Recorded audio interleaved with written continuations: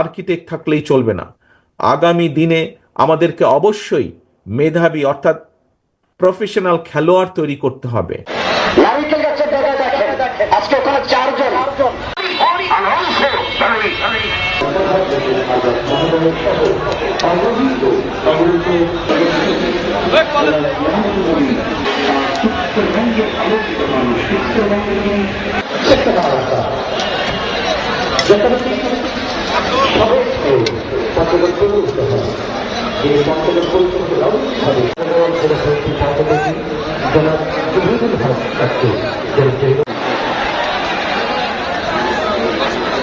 মধ্যে খেলা সেই বিষয়টি মাথায় রাখতে হবে।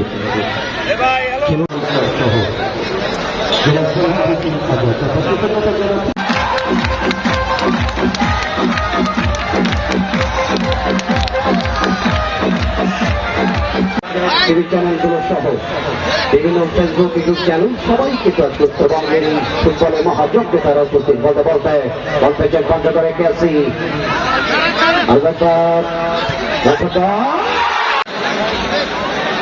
আমরা অসংখ্য ধন্যবাদ জানাই আমাদের খেলোয়াড়টি নুরুজ্জামান। শুধু শোধ হয়ে গেলে আমরা বা রংপুরে আমরা সারি কথা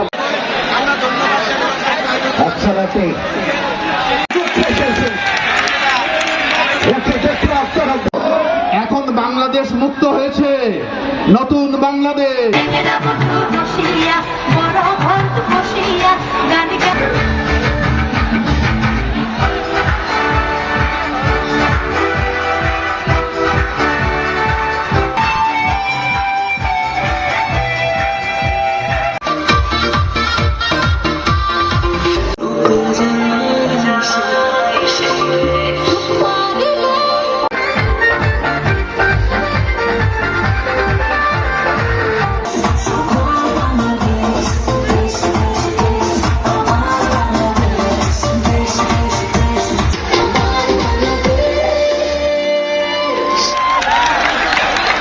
সাংস্কৃতিক গোষ্ঠী বড়বাড়ি লালমনিরহাট এবং শহীদ আবুল কাসেম এই মনোমুগ্ধকর নৃত্যকলা প্রদর্শনের জন্য তোমরা এখন মাঠের দক্ষিণ দিকে আসো।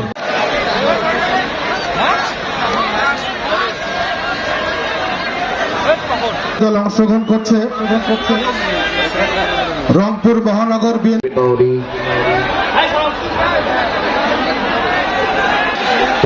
We have seen the registration of the origin and now.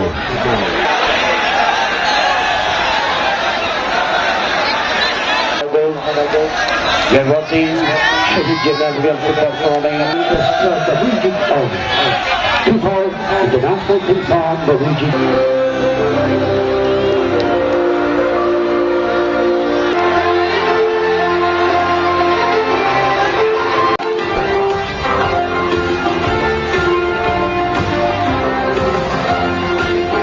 FIFA International Team Song. The team comes into the middle. এই অবস্থা আমরা চলে যাব খেলোয়াড় এবং অতিথি মন্ডলীর পরিচিত পর্বে।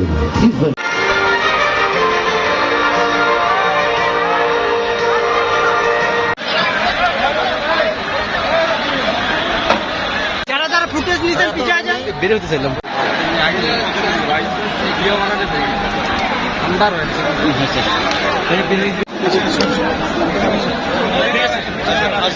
ভাই ছবি তুলবো ভাই পিছাইতে হবে পিছান পিছান নিচে লাইটটা দেখতে চাই ক্যামেরা ফ্রেম বুঝে একটু পিছান ভাই একটু পিছান এই পাশ থেকে একটু পিছান হ্যালো ভাই একটু পিছান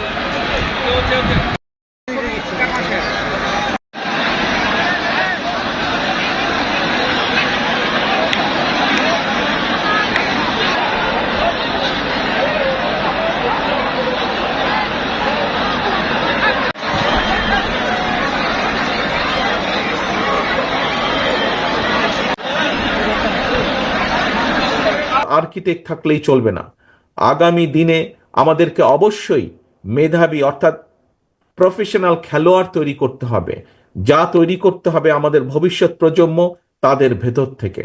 আমাদেরকে আগামী দিনে ভালো সাংস্কৃতিক ব্যক্তিত্ব তৈরি করতে হবে এবং তা যদি তৈরি করতে হয় আমাদেরকে সেই পরিকল্পনা গ্রহণ করতে হবে। ইনশাল্লাহ আল্লাহর রহমতে বাংলাদেশ জাতীয়তাবাদী দল সরকার গঠনে সক্ষম হলে অবশ্যই আপনাদের এখানে অনেকেই আছেন যাদের মনে আছে যে শহীদ জিয়ার সময় নতুন কুড়ি নামে একটি অনুষ্ঠান চালু ছিল, একটি অনুষ্ঠান হতো নতুন কুড়ি নামে। সেই নতুন কুড়ি অনুষ্ঠানের লক্ষ্য ছিল যে বাংলাদেশের যারা ভবিষ্যৎ প্রজন্ম তাদের ভেতর থেকে ভালো খেলোয়াড় হোক, ভালো সাংস্কৃতিক কর্মী হোক, ভালো বক্তা হোক, ভালো আর্টিস্ট হোক, এই প্রতিভাবান মানুষগুলোকে বের করে নিয়ে আসা।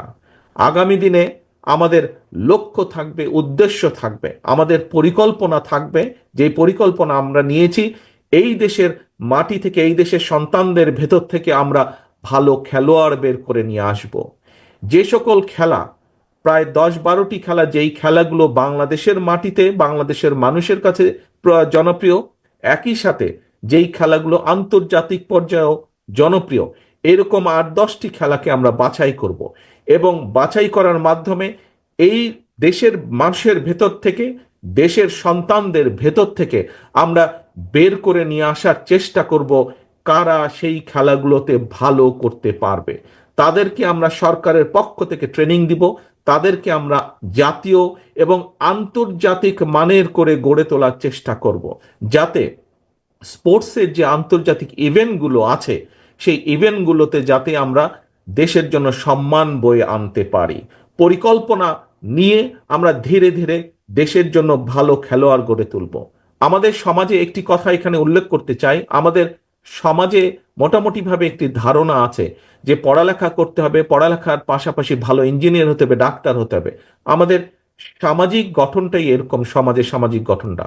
কিন্তু ব্যক্তিগতভাবে আমি মনে করি যে একজন মানুষকে, যার মধ্যে খেলোয়াড় হিসেবে মেধা আছে, তাকে যদি আমরা সঠিকভাবে গড়ে তুলতে পারি, সে যদি একজন প্রফেশনাল খেলোয়াড় হতে পারে, তাহলে সেই পেশার মাধ্যমেও সে তার পরিবারকে সাপোর্ট করতে সক্ষম হবে।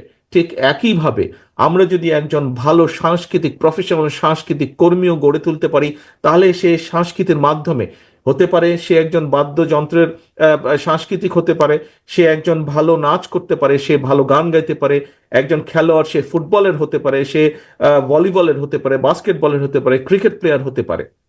অর্থাৎ আমরা যদি প্রফেশনাল খেলোয়াড়, প্রফেশনাল সাংস্কৃতিক কর্মী গড়ে তুলতে পারি, তাহলে বহু মানুষের কর্মসংস্থান করা যাবে। একই সাথে আমরা এই যে ভবিষ্যৎ প্রজন্ম, যাদেরকে আমরা খেলোয়াড় হিসেবে গড়ে তুলব, যাদেরকে আমরা সাংস্কৃতিক কর্মী হিসেবে গড়ে তুলব, তাদেরকে শিক্ষা দেওয়ার জন্য আমরা অনেক শিক্ষক পর্যন্ত, শিক্ষকের কাজ পেতে পারেন এরকম অনেক ব্যক্তিকেও আমরা কর্মসংস্থানের ব্যবস্থা করে দিতে পারবো।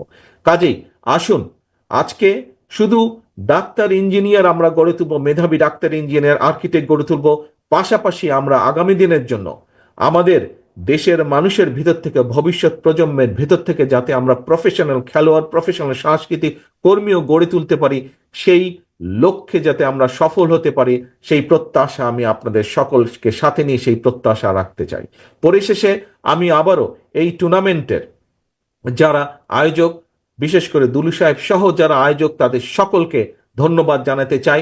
এবং যে সকল জেলা থেকে এখানে একত্রিত হয়েছেন নেতৃবৃন্দ, আপনাদেরকে অনুরোধ করব, আপনারা আজ এখানে যা দেখে গেলেন, আপনারা দয়া করে চেষ্টা করবেন নিজ নিজ এলাকাতেও যেন এই ধরনের টুর্নামেন্ট অনুষ্ঠানের আমরা আয়োজন করতে পারি।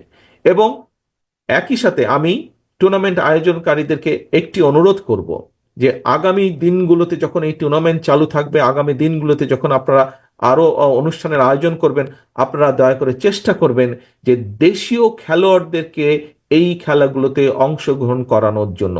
আর দেশীয় যারা আছে তাদের ভেতর থেকে ভালো খেলোয়াড় যাতে বের করে আনা সম্ভব হয়, এই দিকে দয়া করে দৃষ্টি রাখবেন।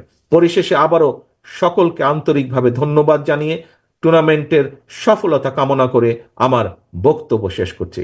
আল্লাহ হাফেজ। বাংলাদেশ জিন্দাবাদ। বাংলাদেশ জাতীয়তাবাদী দল জিন্দাবাদ। আসসালামু আলাইকুম।